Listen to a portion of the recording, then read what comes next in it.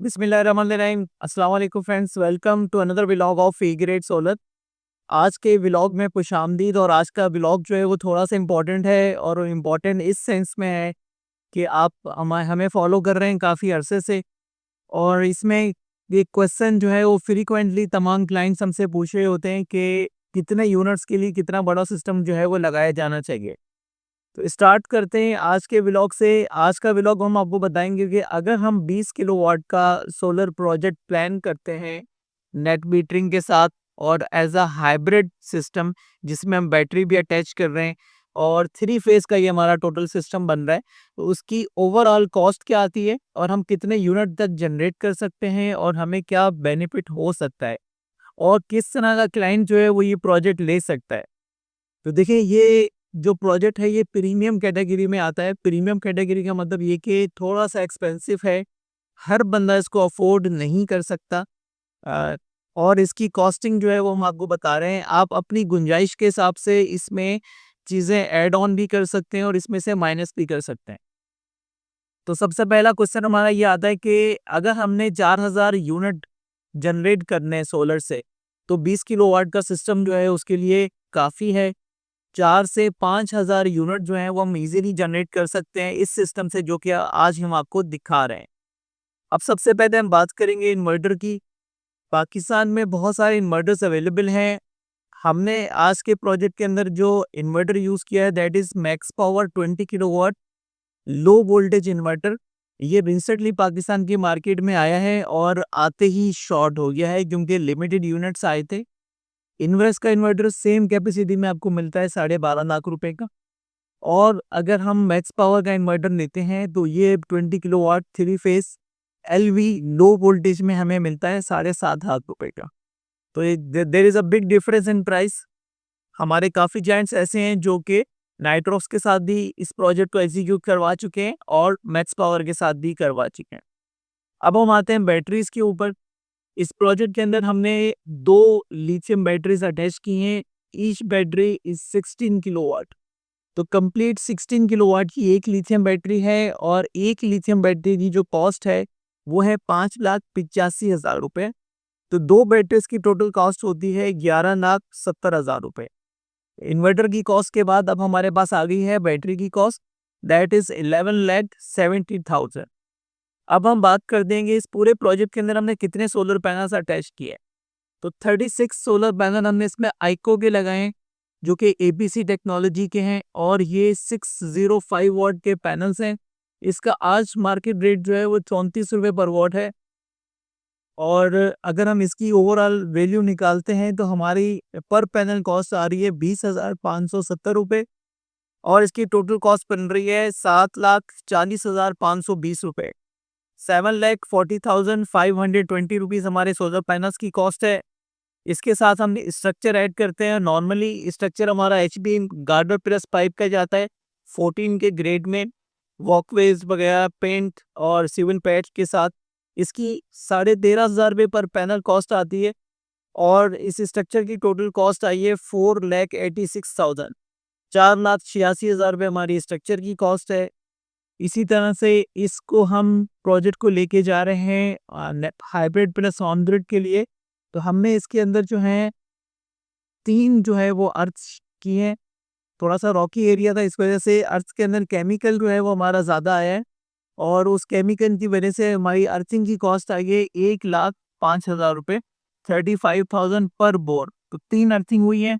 एक earthing lighting arrester के लिए है, एक अर्थिंग जो है वो डीसी के लिए है, और एक अर्थिंग जो है वो एसी के लिए है। अब हम आ जाते हैं लाइटिंग अरेस्टर पे। इसमें फर्स्ट टाइम हमने यूनिकॉर्न का स्टील का लाइटिंग अरेस्टर यूज़ किया है। उसकी कॉस्ट है 21,000 रुपये। वायरिंग का अप्रॉक्स जो खर्चा है वो 2 लाख रुपए के आसपास है। इसी तरह से इंस्टॉलेशन वगैरह 1 लाख रुपए के अंदर हुई है। ट्रांसपोर्टेशन जो है वो 30,000 है, और net metering file processing charges जो हैं वो 40,000 रुपये हैं। के इलेक्ट्रिक का जो ग्रीन मीटर आएगा वो 75,000 का है, जो कि गवर्नमेंट का चालान बनता है सबसे लास्ट में। तो ये टोटल 11 स्टेप्स हैं जिसको हम फॉलो करते हैं एक बड़े प्रोजेक्ट के लिए। तो ओवरऑल इस पूरे प्रोजेक्ट की कॉस्ट जो है वो बनी है 37,17,520 रुपीज़। इसका मतलब ये है कि 37 लाख रुपए हम खर्च कर रहे हैं, काफ़ी बड़ी अमाउंट है। लेकिन अगर आप इसको लॉन्गर टर्म में प्लानिंग करते हैं, कम से कम अगर हम वारंटी पीरियड को कैलकुलेट करें, तो मैक्स पावर 10 ईयर की वारंटी ऑफर कर रहा है, बैटरी और इन्वर्टर अगर आप सेम ब्रांड का लेते हैं। अगर आप 5 साल पे भी इसका आरओआई निकालेंगे, तो ऑलमोस्ट आपकी बिजली 5 साल तक फ्री रहेगी।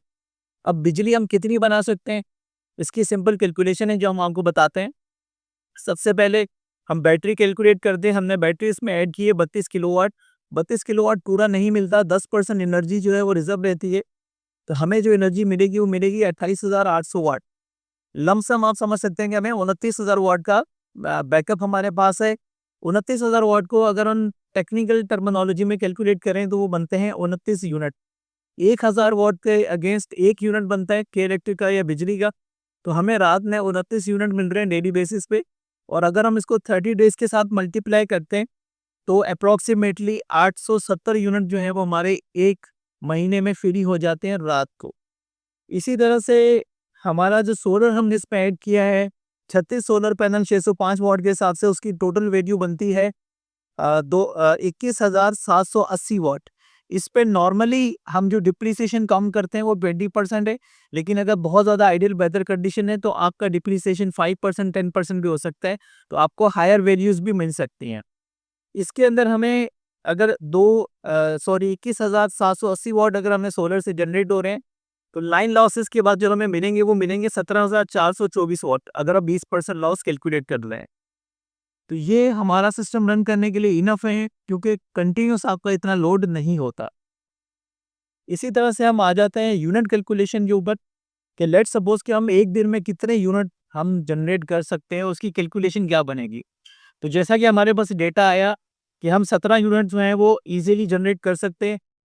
और 17 की हम ग्लोबल जो टाइमिंग है वो है सुबह को 9 बजे से लेके दोपहर को 3 बजे तक, मतलब 6 घंटे हम काउंट करते हैं कि हमें पूरे 17 यूनिट ही मिल रहे हैं।